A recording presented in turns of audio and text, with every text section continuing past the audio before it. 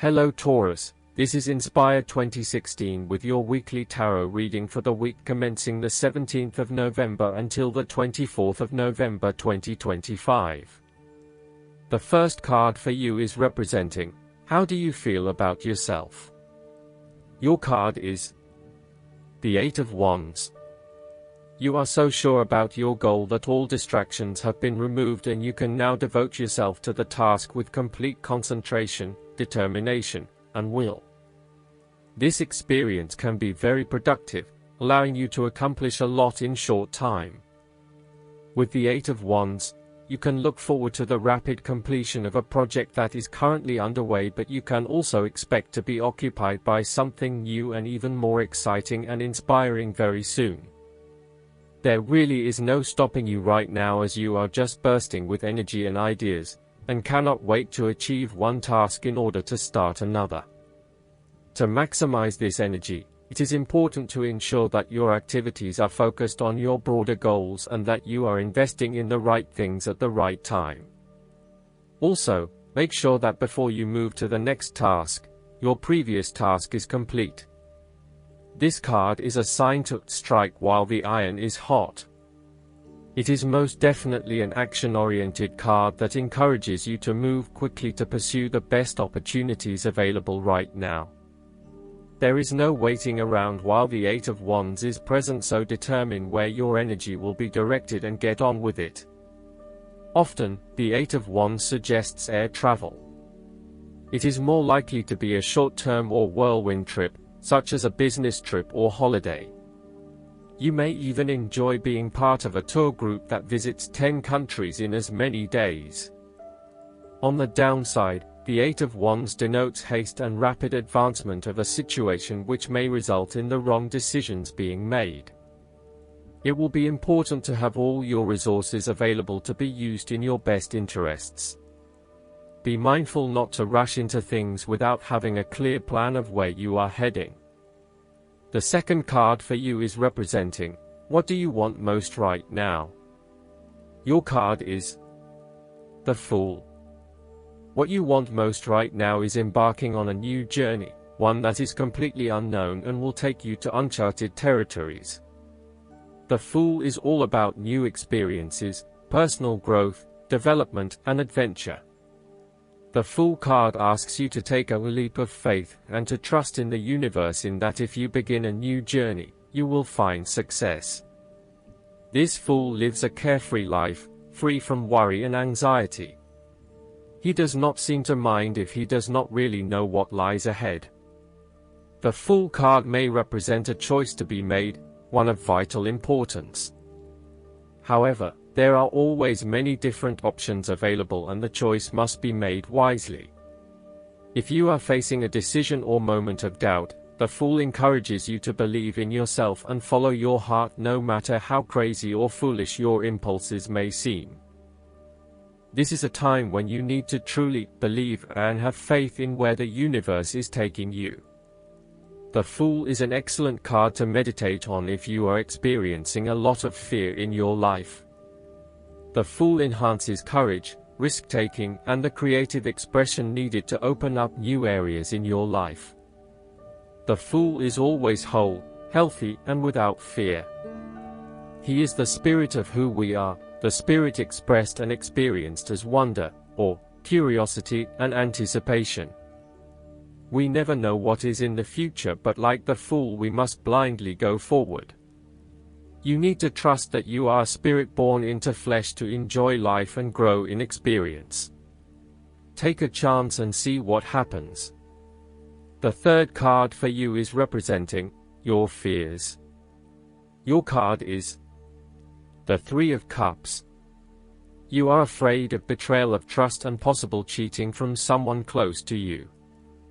On a broader scale, your creativity may be stifled and instead you are being forced to conform to the group in which you are operating. You may be part of a very tight-knit group that does things a certain way and is not open to innovation or alternative approaches.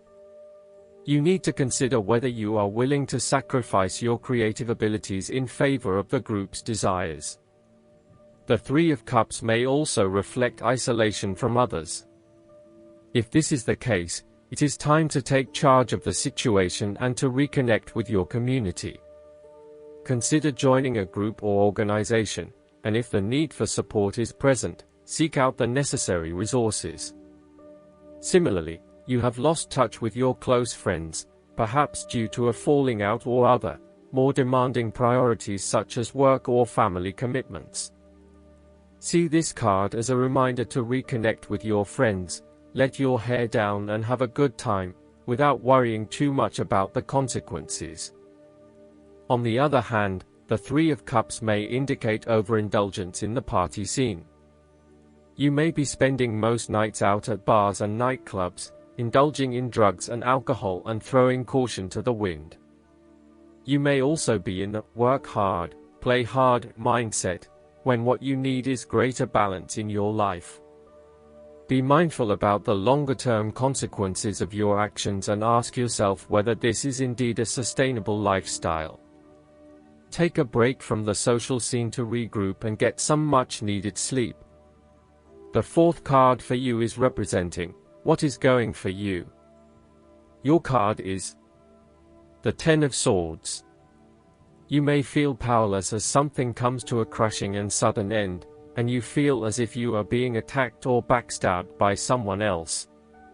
You may even use this challenging time to portray yourself as a martyr, to show that you have put your interests last but have suffered as a result. There is a difficult experience of endings, loss, pain, or release. However, the saving grace is that you have a new awareness and a positive sense of relief that the difficulty and pain will soon be over and will evolve into something new. As with all endings, there will be a new beginning, rebirth, and a rejuvenation of the spirit. So, while this card may seem negative at first glance, it is a card of hope and an indication that your troubles will not be permanent. Furthermore, this is the final moment, and no more pain will come to you from that source. It is darkest before the dawn, and as gloomy as it looks, the sun will rise again. It can only get better from here. The Ten of Swords is about letting go and accepting your current circumstances. You no longer resist change but allow it to happen, even if it causes some initial pain and hurt to you. You accept that there must be change in order to facilitate renewal, and you allow it to occur rather than fighting it. After a painful situation, it is a signal to pick yourself up off the ground and to reflect upon what happened to you and why, and what you can learn from the experience. The Ten of Swords is a sign that the pain and hurt you have endured has not gone without purpose. The positive power within you can be used to learn from your pain and draw wisdom from defeat. The fifth card for you is representing what is going against you. Your card is the Nine of Cups. You are afraid that your wishes are not materializing as expected. Your expectations may be unrealistic, or you may not be actively pursuing your dreams, instead hoping that they will manifest with little input or action from you. On a more emotional level, the Nine of Cups typically indicates a wonderful feeling of satisfaction you get from knowing that everything has fallen into place and you have everything you could imagine. However, there is a sense that there is still something missing deep down, and the inner fulfillment you have been seeking is still not present. There may be disappointments due to imperfections and mistakes, smugness, overindulgence, greed, superficial or materialistic values, shallowness, gluttony, and excessive preoccupation with gratifying your own desires, oftentimes at the expense of the needs of others. Physically, the Nine of Cups can indicate ill fortune due to overindulgence in food, alcohol, or drugs and the consequences that come with them. Be careful not to overdo the sensual pleasures and instead demonstrate some moderation in your indulgences. The Nine of Cups can suggest greed and a lack of concern for other people's needs in favor of your own. You may have an inadequate regard of how your behavior is impacting others, and are often found gloating or boasting about your successes while others are suffering. Be considerate, and even if you have something to rave about, think about the impact that may have on others. The last card for you is representing the likely outcome that you may have. Your card is the Seven of Cups. Although dreaming is beautiful and provides inspiration for action, you must at some point begin to build those castles in your real life. A choice must be made even though the apparent multiplicity of options seems to paralyze you with either fear or excessive anticipation. If you are unable to make a decision because of too many options, it is time to carefully evaluate the pros and cons of each option and make a thoughtful choice. You also need to be very clear about what it is you are working towards so that you can make the best choice. Make your decision with caution, as all is not what it seems to be. Great opportunities may turn out to be major problems later on, while less enticing options may turn out to be golden opportunities. With the Seven of Cups, there is a risk of illusion. You need to separate what is real from what is illusion.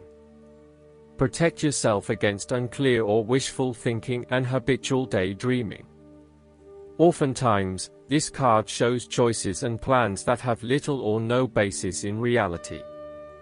With so many choices presented to you, it is easy to be swayed to that cup containing the snake of jealousy and cunning. Since this card is from the suit of cups, the temptation is likely to be sexual or emotional in nature, the one-night stand, the extramarital affair, and all those other things that seem innocent and pleasurable at the time they are undertaken. But in the vast majority of cases, the pleasure gained temporarily is far outweighed by the consequences that last, in most cases, for an entire lifetime. Last but not least, the guidance card for you is the Cat. This card reminds you of independence and to set healthy boundaries. Love with freedom. Do not look to own what you desire, for too much attachment can lead to loss. The cat lends you her power to live freely and to remember that the adventure is just beginning. Don't forget that the cat has 9 lives and always lands on its feet. It manages to get up unscathed from a fall, no matter what happens. On this leg of your journey, you will emerge safe and sound. Live freely. Love without unhealthy attachment, and remember that with the cat as your companion, you may fully immerse yourself in life, for there will be many more lives to come. I hope that you enjoy everything, and if you like the reading, just please click subscribe and you will get the instant notifications every time we publish a new video right to your YouTube. Thanks.